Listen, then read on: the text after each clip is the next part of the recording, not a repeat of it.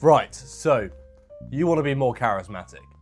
I get why. No one has ever wanted to be more charismatic so they can make more friends and talk to men, right? It's probably a women thing. I get it. I can't blame you. And I don't claim to be the absolute most charismatic person in the entire world, but I do think that I do try. And I've put a fair amount of hours into learning as much as I can about charisma. And so today, I would like to deliver to you what I know about charisma in as much as a confined, actionable format as what I possibly can, because there's so much information out there online of how to be charismatic, how to be this, how to be that and the other. Some of it is hours long worth of content with not much actionable stuff. I want to bring you the most actionable things that I can find. Well, why do you even want to be charismatic? Well, you should probably have the answer yourself, considering you're the one that searched this video, but I will answer it nonetheless. Being charismatic enables you to get a lot more from people in a personable sense. It means that they're more likely to like you. It means that they're more likely to listen to you. And it means that you're more likely to get what you would like from them because you're a nice guy and people like talking to you. Not that kind of nice guy, just like an actually sound guy. So that's why you should want to be more charismatic. Now, what actually is charisma? I think charisma is the ability to make people feel warmth and feel nice when they're around you. Specifically through two things. Now, those two things, warmth and competence. And that is the whole basis as to what we're going to talk about in regards to charisma, warmth and competence. Definitions. Warmth. Being warm. I don't know what more I can tell you. Warmth is things like smiling, it's things like laughing, etc. That type of thing. That is being warm. Competence. Competence is perceived or your actual. Perceived is kind of the only thing that matters, not your actual competence. Competence is the ability to know what you're on about, to sound convinced, to be a leader, etc. Those type of things. If you're a leader that's warm, you're going to be charismatic. It's basically impossible not to. And now we're going to go through how you can be more competent, how you can be more warm, and everything else in between. So there's a bunch of stuff with charisma that you can learn and that you can do. But ultimately, I think it boils down to a few things, and then there's sub things to those umbrellas, if you will. The first few things that I've got are in regards to just general charisma. Changes in the tone, melody, and rhythm in which you speak. Because changes in tone, melody, and rhythm make you instantly more listenable than if you talk in an extremely monotonous way. Your brain is programmed in a way to kind of dismiss things that it can already predict. If it knows what's going to happen next, then it predicts it and it kind of zones it out. That's why if you talk in a monotonous way, if you're just plain Jane sat there like, "Hi guys, my name is James and I'm really happy to be here today," it's boring for a start, right? And charisma is the opposite of boring. Now, changes in tone, pacing, melody and rhythm, which are those that I've written down. They all kind of merge into the same thing.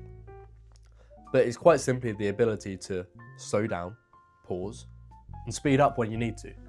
And then that bit in between is what effectively is the warmth of charisma. Because I think if you're able to have that change in pacing, melody, rhythm, etc., you're going to be a lot more listenable than if you sit there and you're monotonous. So you can kind of figure out your rhythm in the way in which you like to speak. It doesn't have to be intentional. I certainly have a rhythm to the way that I speak. It's not an intentional rhythm, but I find myself pausing at points, going through bullet points. That's a bit more unnatural than a natural example at certain points as well. And you can simply do that by recording yourself on a video, listening to the way that you speak. At first, it might be a bit unnatural to talk to a camera, but then you can think, okay, that's how I talk. That's what needs to be improved. That's what I like. That's what I don't like. Filler words are a great way to lose your competence. And that is not a good thing, to lose your competence, because it means then your perceived intellect level is going to be lower. So don't use filler words as much as you can. Everyone does to some extent. It's okay. I get it. I use them too. But do try and get rid of them. That's the first thing. And to be honest, I think that's a lot of it. You also need to have a bright tone, or you can get away with a competent tone, but a bright tone I think makes it a lot easier. I think of the two, It's a lot easier to have a bright, warm personality and tone it down with competence in body language and in pacing than what it is to have a competent voice and personality and try and tone it up with warm body language. That's my personal opinion. But you also must know how to go between the two. I think I do it relatively well. Going between like, hi mate, I'm your friend, it's lovely to meet you, and then sitting back and being like, no, this is how you need to do it. You need to do it with competence. I think you need to know how to do the two. Again, that's a lot of it, I do believe. Pacing and exaggeration. Exaggeration is a great way to get in humour amongst the people who aren't very funny. And if you're funny, brilliant. Bravo, this is going to be a lot easier for you. If you're not funny, exaggeration is a great way to get in a little bit of humour without being very humorous. Exaggeration comes in the form of literally just exaggerating. Do I need to tell you much? I'll try and give you a context example, analogy. I had a banana from the shop the other day and it was the absolute best thing I've ever tasted in my entire life. It's a bit unnatural for me to say that in that way, but I think getting a form of exaggeration there just shows a bit of humour and personality. And that's what I would say. If you can do it in a natural way, if you're naturally humorous, again, brilliant. Otherwise, exaggeration is a great little way that you can get some humour in. It's going to get people's minds thinking and take them out of that rhythm. It's all about getting people out of a rhythm. If people can predict your next word and your next sentence, then they're going to switch off. And if you get them with a bit of exaggeration all of a sudden, it's going to lock them back into the conversation. That's why I like exaggeration. Hand gestures and body language. I've already touched on the fact that I believe that you can be a charismatic person via warm personality or warm competence. And then in your body language, I think it's a lot easier to consciously outweigh your personality, because you shouldn't really change your personality because that's just changing who you are and you are you, but you have the full ability to change your body language. You need to figure out if you're closer to being a high warm personality or a high competent personality. And then with your body language, you should outweigh that. Again, I would say that I'm quite a warm person. With my body language, I tend to display high levels of competence because it balances out better.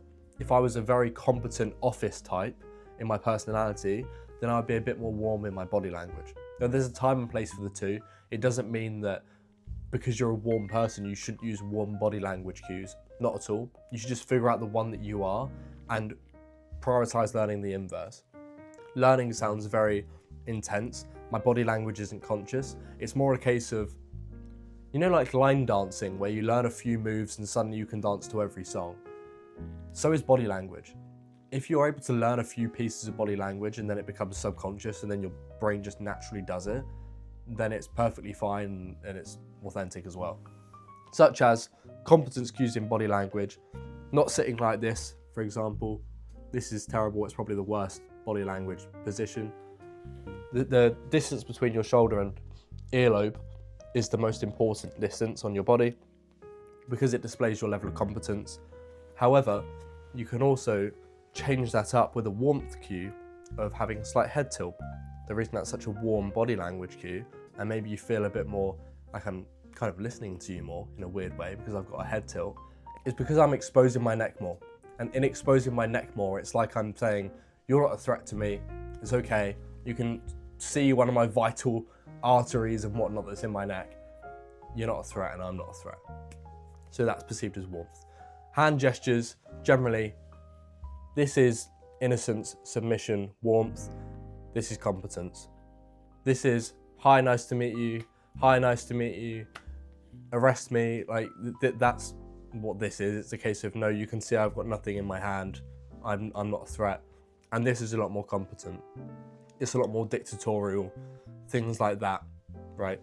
That's a lot more competent. So again, figure out what one you are, learn cues for the inverse, but then also don't forget, like if you're a warm person, still learn warmth cues, still do head tilts and stuff, etc. Smiles, eye contact, because you still need it. It's a case of dialing up the two and figuring out what works more naturally for you. That, in brief, is a very quick blitz of the body language stuff that I know to at least give you enough information so that you're able to go and research a lot more about charisma and competence and warmth and body language and everything else in between. The last thing I would say then in regards to learning resources that I would recommend 3 podcasts all of which are on Diary of a CEO. Vanessa Van Edwards, she's a woman who does body language and warmth cues and competence cues, and she's the whole reason behind the warmth and competence equals charisma. Then you've also got, I can never pronounce this guy's name, and I'm ever so sorry should he ever somehow listen to this. Vin Jiang, I believe is his name. He is a speaker, and he specifically talks about speaking, articulation, etc. I would strongly recommend you go and watch those 2 podcasts. They're very interesting, and with that you'll be able to learn a lot more about charisma that you're able to implement into your life now that you know what you're looking for.